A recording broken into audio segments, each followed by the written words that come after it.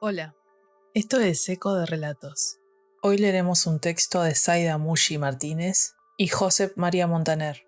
Zaida Mushi es una doctora arquitecta, profesora lectora del Departamento de Urbanismo y Ordenación de Territorio, subdirectora de la Escuela Técnica Superior de Arquitectura de Barcelona, codirige con Josep María Montaner el Máster Laboratorio de la Vivienda del siglo XXI, que se imparte en la misma universidad.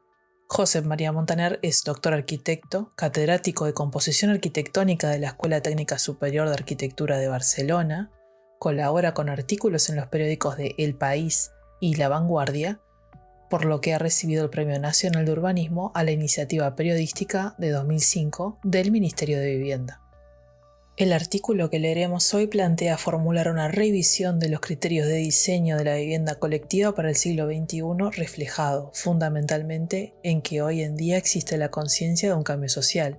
El texto valora una serie de cuestiones clave.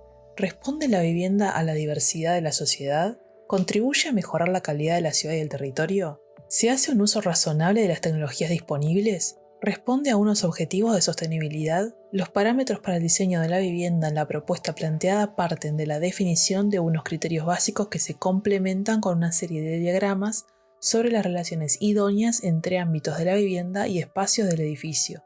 Se genera un sistema de valoración integral, formado por 14 más 1 variables imprescindibles, que permite proyectar y evaluar proyectos. En conclusión, la calidad de la vivienda se resuelve tanto en la correcta resolución de su interior como en su contacto con el espacio público del barrio, mediante una diversidad de gradientes que pasen de lo urbano a lo privado, que me pareció oportuno agregar, y a medida que vaya avanzando el texto podrán ser visibles en pantalla. Reflexiones para proyectar viviendas del siglo XXI. En las últimas décadas se han producido verdaderas revoluciones productivas, tecnológicas y sociales que hacen necesaria la revisión del concepto de vivienda y de los sistemas de pensamiento que utilizamos para su proyecto. La mayoría de las normativas y reglamentos vigentes hasta ahora que limitan los requerimientos de diseño de las viviendas se basan en valores y parámetros que han quedado obsoletos. Las revisiones de normas y legislaciones discurren de manera más lenta que los cambios que se producen en la sociedad. Por lo tanto, se hace necesaria una revisión profunda derivada especialmente de los paradigmas contemporáneos, según criterios de sostenibilidad y atendiendo a una conformación de la sociedad más diversa y menos jerárquica. Es también necesario cambiar el rumbo del modelo de crecimiento y desarrollo urbano vigente. En los países desarrollados ha aflorado un fenómeno nuevo. Por primera vez, las expectativas de condiciones futuras de las actuales generaciones jóvenes con respecto a sus mayores es negativa, a menos que se revisen realmente los parámetros con que se mide el bienestar y el desarrollo. Es decir, que el desarrollo y el bienestar se dejen de equiparar invariablemente con el crecimiento.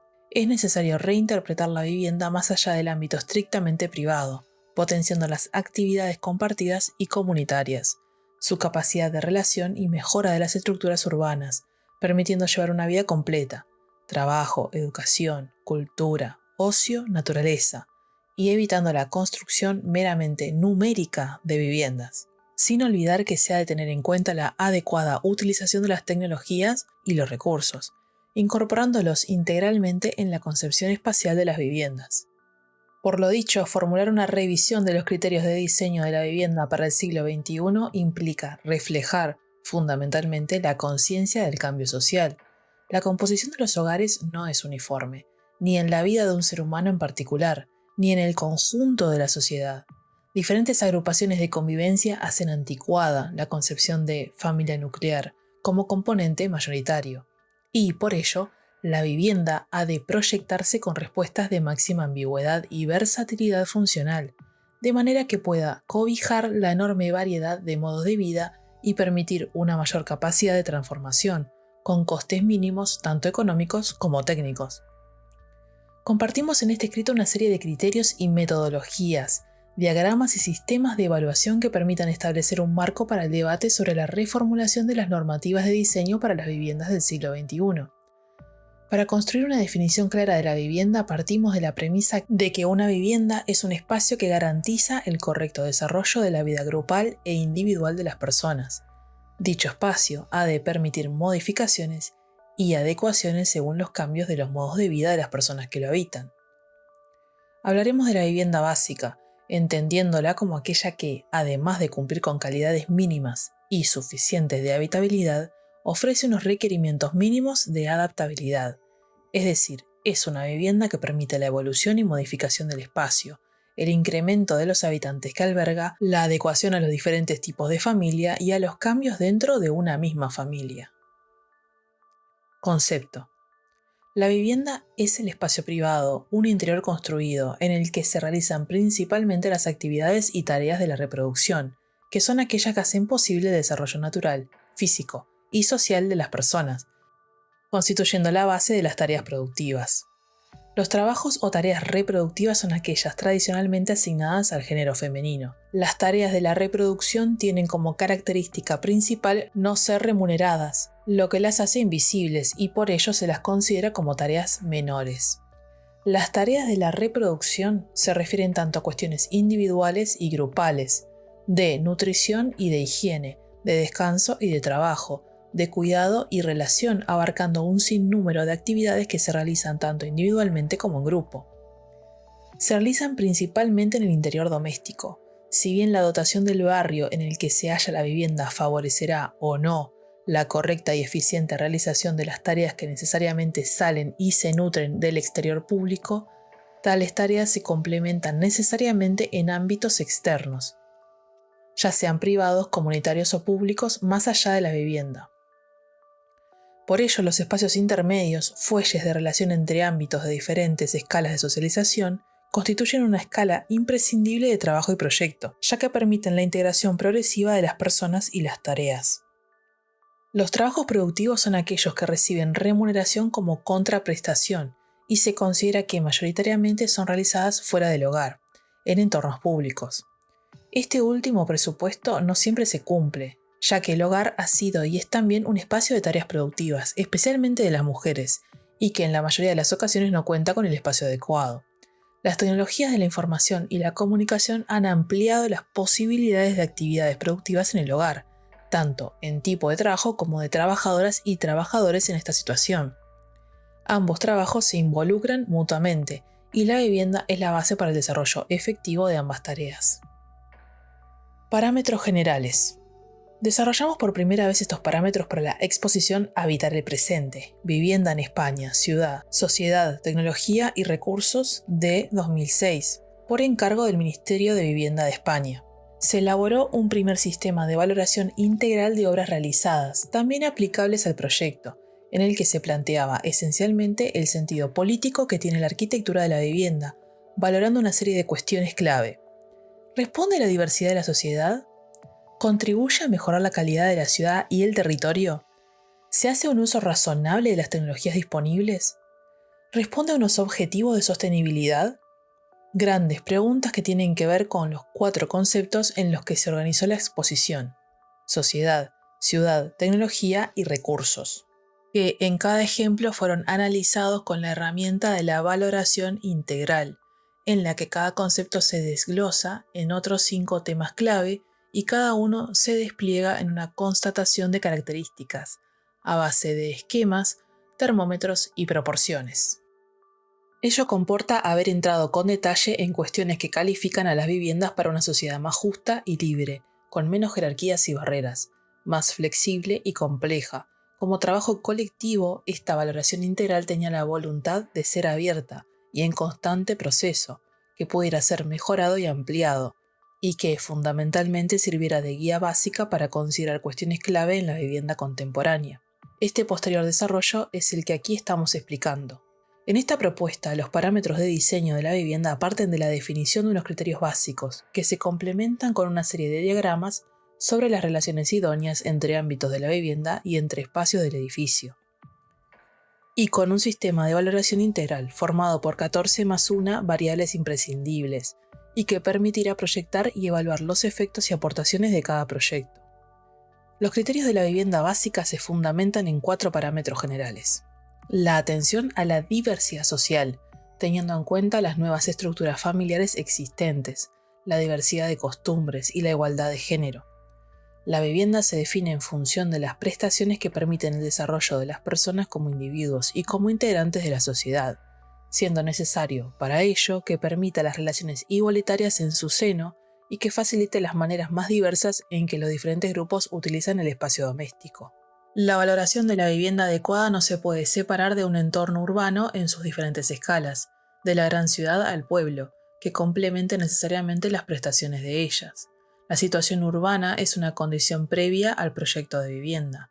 La relación con el contexto en el que se inserta brinda los datos y criterios necesarios para decidir la propuesta funcional y formal.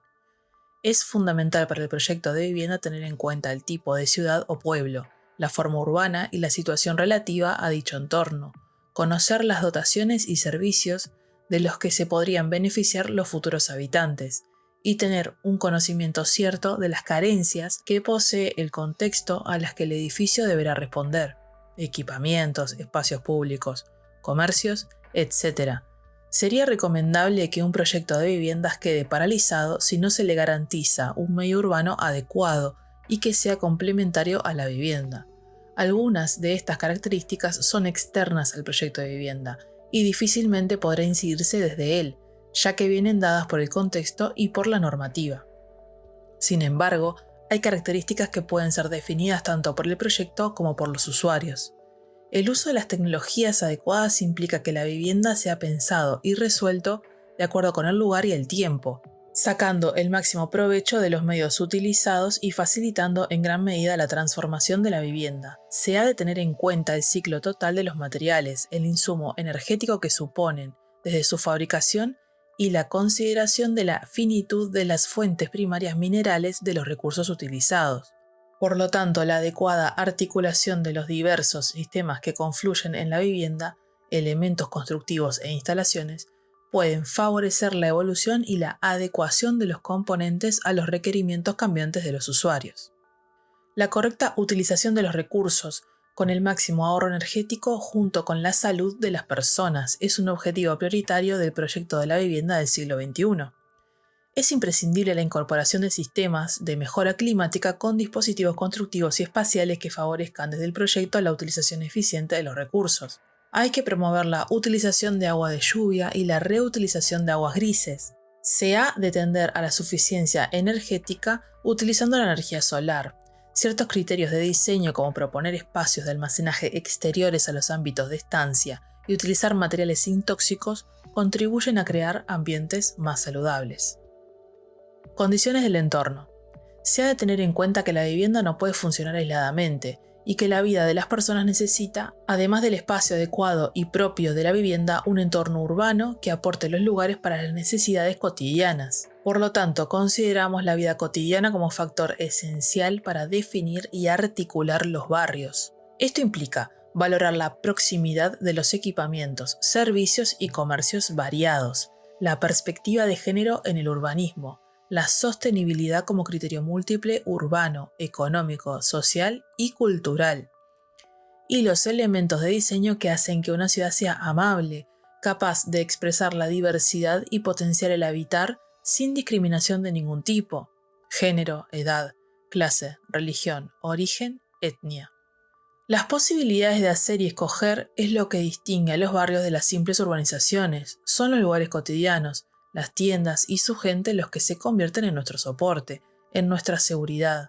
Una certeza que viene dada por el reconocimiento del lugar y de saber leer su normalidad cotidiana, vivida y habitada. Para crear este soporte a las redes sociales, no solo es necesario crear vivienda, sino que es igual de importante crear lugares de trabajo, comercios, servicios, equipamientos y espacios públicos de relación, para que todos puedan tener una variedad de oportunidades en cuanto a trabajo y actividades económicas en el barrio. Son las dos caras de la moneda: la necesidad de crear servicios que entretejan el habitar con un buen desarrollo cotidiano para todos, y el hecho de que estos equipamientos o servicios creen lugares de trabajo próximos al hogar. Estamos hablando de una red compleja que involucre todas las vidas. Por lo tanto, se trata de ofrecer espacios de socialización y usos diversos, tanto para el mundo productivo como para el reproductivo en la configuración de un barrio.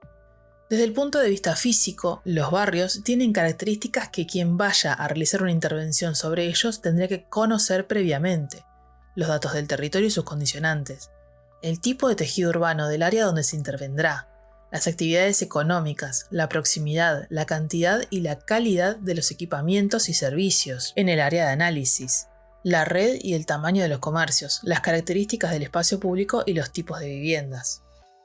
Este entorno físico no puede entenderse sin tener en cuenta sus habitantes. Por ende, en este análisis tendría que sumarse un análisis paralelo y estrechamente relacionado con lo social, que tiene que ver con conocer los habitantes y sus características, las actividades económicas que realizan, las tasas de ocupación, el porcentaje de trabajo informal o formal, el trabajo doméstico, el nivel económico, el grado de cohesión y actividad social según la presencia de asociaciones y entidades ciudadanas, el tipo de grupos de convivencia que habitan y habitarán las viviendas, la utilización del espacio público que hacen diferentes grupos y personas, así como conocer los espacios de relación social de las diferentes entidades y asociaciones. El análisis social es un instrumento básico para realizar cualquier proyecto de reforma de barrio o barrio nuevo y para empezar cualquier proyecto de crecimiento de una ciudad o pueblo. Para ello es también imprescindible un exhaustivo estudio estadístico segregado por género, actividades, ocupaciones, ingresos, edades, etc., así como un conocimiento de los tipos de servicios, horarios, usuarios, para realmente poder interpretar las faltas y requerimientos de los habitantes actuales y futuros, con el fin de que la nueva intervención no agrave las faltas de infraestructuras y servicios que pudieran existir, y no se dupliquen los ya existentes si no son necesarios. Definición.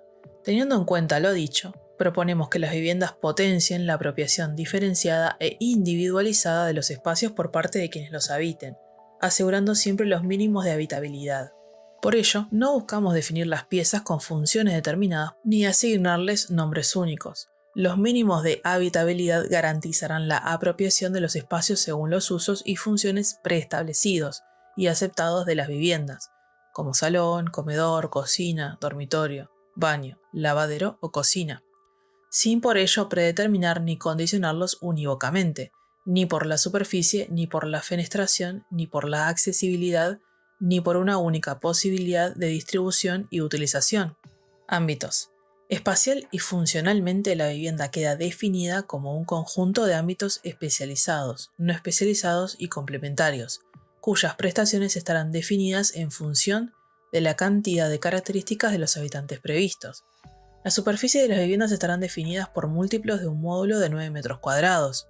Se ha escogido esta superficie por tratarse de una medida mínima que permite la correcta organización de diferentes áreas funcionales. Para llegar a esta conclusión, se han trabajado y estudiado módulos de diferentes superficies acordando que en 9 metros cuadrados y con un diámetro mínimo de 2,80 metros es posible inscribir las agrupaciones de mobiliario que se pueden presentar en las diferentes situaciones de una vivienda.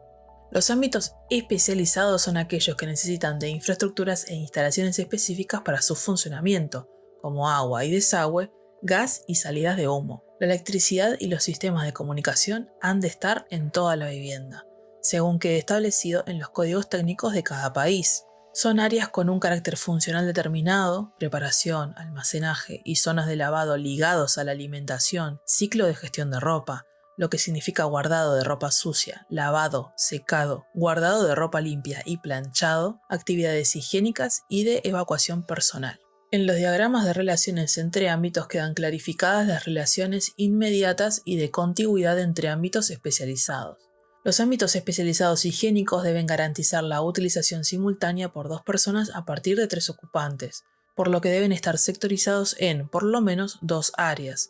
Los elementos que componen un ámbito especializado higiénico mínimo son inodoro, lavamanos y plato de ducha. A partir de 5 ocupantes, los ámbitos especializados higiénicos, además de tener sectorizados los usos, han de tener duplicados todos los artefactos, siendo la segunda ducha una bañera y siendo optativo la incorporación de un bidé. El ámbito especializado de la comida tiene que permitir un correcto desarrollo de las tareas ligadas a ella, y tienen que procurar ofrecer espacios que puedan ser compartidos por más de una persona. Es imprescindible el espacio para el almacenaje frío, para la cocción y para el lavado, considerando un espacio lineal básico de 6 elementos modulares de 60 centímetros de ancho, lo que es igual a 3 metros lineales más 60 centímetros para el espacio del almacenaje frío. Los ámbitos no especializados son aquellos que no necesitan infraestructura o instalaciones diferenciadas, sino que han de cumplir con parámetros de confort adecuados para la habitabilidad. Por lo tanto, su función quedará determinada por los usuarios. Son los espacios preparados para la estancia, la actividad y el descanso social e individual,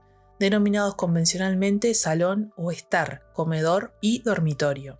Se entiende que las condiciones de habitabilidad para estos usos son similares, por ende se favorece su no predeterminación funcional específica, que suele estar dada por tamaños determinados y singularizados. De esta manera se permite la apropiación diferenciada por quienes los habiten. La superficie de los ámbitos especializados es igual o superior al módulo de 9 metros cuadrados, y se deberá inscribir como mínimo en un círculo de 2,80 metros de diámetro.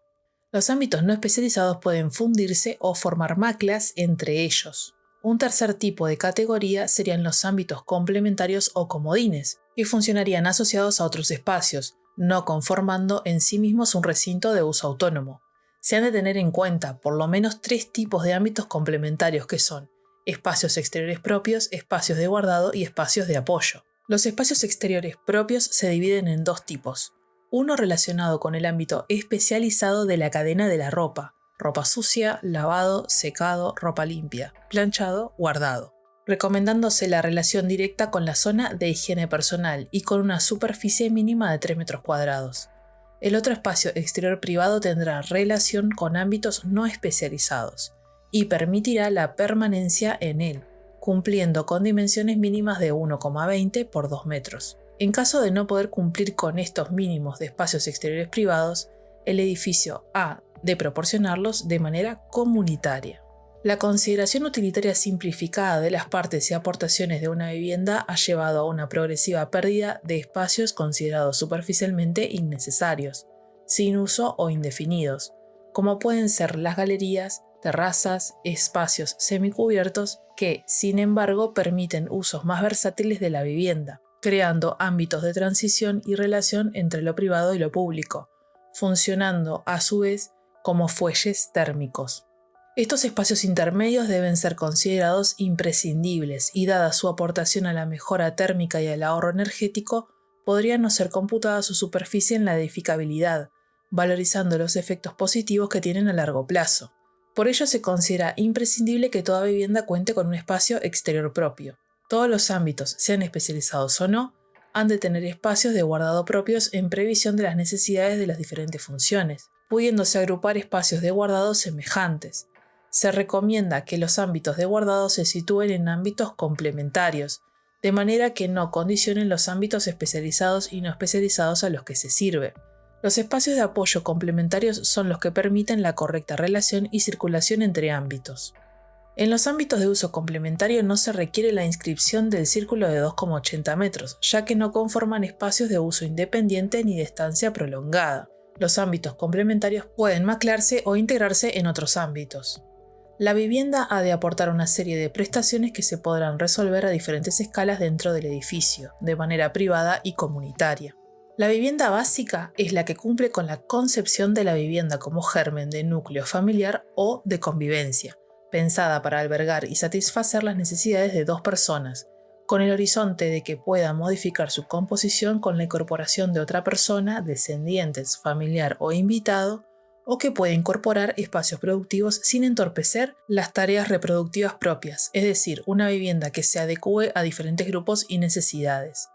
Su superficie es de 45 metros cuadrados. El módulo añadido por cada nuevo ocupante se compone de 9 más 1, ya que se propugna la creación de espacios compartidos comunitarios, que pueden formarse con la sumatoria del más 1 que aporta cada módulo agregado, según se amplíe la cantidad de habitantes que se prevea habiten en ella. Es decir, para 2 habitantes la vivienda básica es de 45 metros cuadrados, para 3 habitantes 54 más 2 metros cuadrados, para 4 habitantes 63 metros cuadrados más 3, y así sucesivamente. Todas las viviendas básicas tienen que tener por lo menos un ámbito no especializado estanco, capaz de ser aislado acústica, funcional, visual y lumínicamente del resto de la vivienda. En todos los casos, los ámbitos no especializados tienen que tener las condiciones de iluminación, ventilación y dotación para poder ser utilizados de manera estanca, cerrada en el interior de la vivienda, si sus habitantes así lo deciden. Las actividades y tareas cotidianas presuponen unos muebles determinados. Para cada persona se necesita una previsión de superficie para alojar correctamente estos muebles. Los criterios aquí planteados se basan en la no predeterminación de uso de los espacios. Por ello, es necesario que las viviendas permitan la colocación de los muebles necesarios en los diferentes ámbitos no especializados, independientemente del uso definitivo que hagan los futuros habitantes de ellos. Los espacios han de permitir la colocación de los muebles necesarios, sin que por ello sus dimensiones reflejen una organización o utilización única. Las diferentes funciones que se darán en los ámbitos no especializados quedan a elección de los habitantes. La prueba de efectividad de que todas estas actividades tienen cabida vendrá dada por la presentación de dos variantes distributivas, es decir, dos posibilidades de organización del espacio interior, mobiliario y funciones, y una variante de evolución, transformación espacial, siempre teniendo en cuenta las necesidades de los trabajos productivos y reproductivos. Relaciones entre ámbitos de la vivienda. Las actividades que se realizan en la vivienda tienen que cumplir con unas necesarias relaciones espaciales para poder ser satisfechas adecuadamente. Estas relaciones entre ámbitos las hemos definido en un diagrama en el que se especifican las relaciones inmediatas que son las necesarias o imprescindibles para la correcta realización de las actividades. Otras relaciones son de proximidad o contigüidad recomendables, y una tercera categoría agrupa relaciones posibles o menos necesarias. El diagrama de relaciones entre ámbitos plantea como correspondencias necesarias e inmediatas las de los ámbitos de preparación, limpieza de alimentos y almacenaje frío, las del ciclo de la ropa, que a su vez se recomienda próximo a las áreas de aseo corporal y espacios de almacenaje. Los ámbitos complementarios de almacenaje se proponen no privativos de un ámbito no especializado, sino según áreas complementarias que permiten una utilización más flexible en su indeterminación.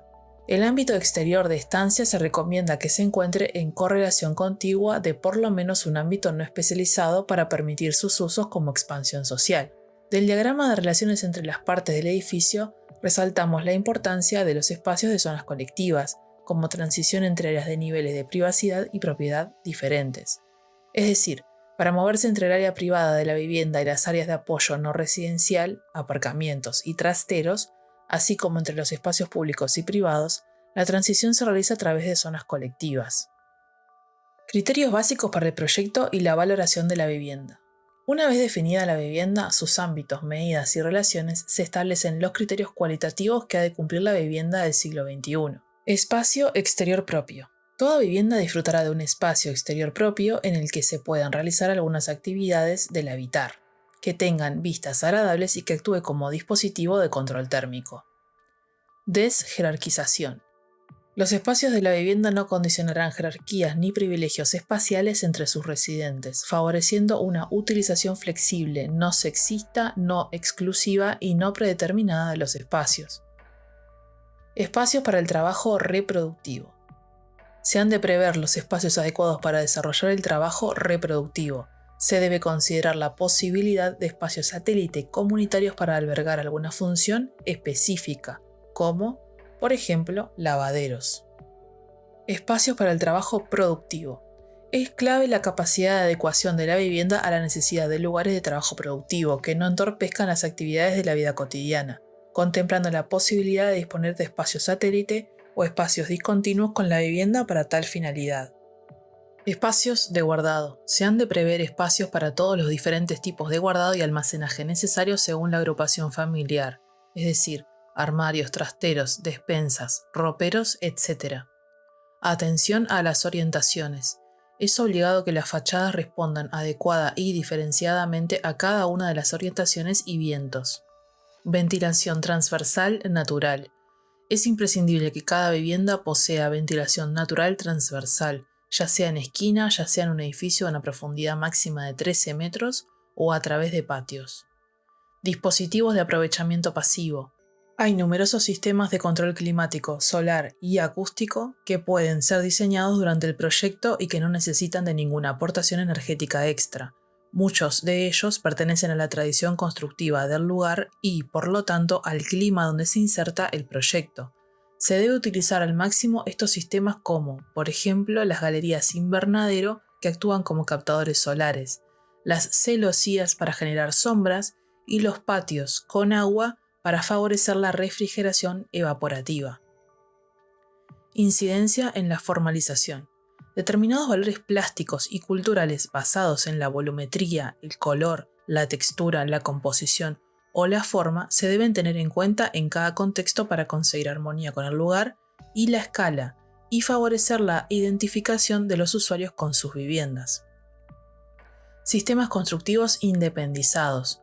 Los sistemas constructivos han de ser independientes para permitir la sustitución parcial de partes del edificio a lo largo del tiempo sin afectar a otros sistemas, en función de diferentes durabilidades ligadas a temporalidades tecnológicas y funcionales diferentes: estructura, fachada, cubiertas, instalaciones y tabiques. Adaptabilidad. La capacidad de adecuarse a diferentes situaciones familiares en el tiempo y diferentes agrupaciones entre personas es básica. La capacidad de adaptabilidad de la vivienda es un factor básico de sostenibilidad. Recuperación de azoteas. Es clave recuperar las azoteas como espacio de encuentro y uso comunitario, evitándolas como residuo de maquinarias, las cuales deben estar agrupadas e integradas, recomendando ocupar como máximo el 35% de la superficie para funciones exclusivamente técnicas. Integración de la vegetación en la arquitectura. Se debe integrar la vegetación al edificio en fachadas, patios, espacios de conexión y cubiertas. Posible integración de ámbitos de otras viviendas. Ello significa facilitar la sumatoria entre ámbitos de diferentes viviendas para variaciones tipológicas o para incorporar ámbitos satélite para otros usos productivos cerca de las viviendas, oficinas o talleres. 14+1 menos volumen. La vivienda no es solamente un espacio resuelto en planta, sino que se ha de sacar el máximo partido de su volumen. Por lo tanto, unos centímetros adicionales de altura pueden favorecer, por ejemplo, espacios de guardado sobre ámbitos especializados que necesitan menos altura. Sobre los espacios comunitarios. Al considerar que las capacidades de servicio y funciones de la vivienda van más allá de lo privado de cada unidad, es imprescindible repensar los servicios del habitar y para ello repensar los servicios y espacios comunitarios. Consideramos que un edificio de vivienda debería disponer como mínimo de un espacio comunitario mínimo de 20 metros cuadrados a partir de 12 viviendas que podrá ser comunitario de uso privativo o comunitario de uso público y cuyo destino responderá a un estudio del barrio en el que se insertan, sus prestaciones y sus necesidades. A partir de las 12 viviendas iniciales se irá sumando a los 20 metros cuadrados mínimos el espacio comunitario que resulte del 9+1.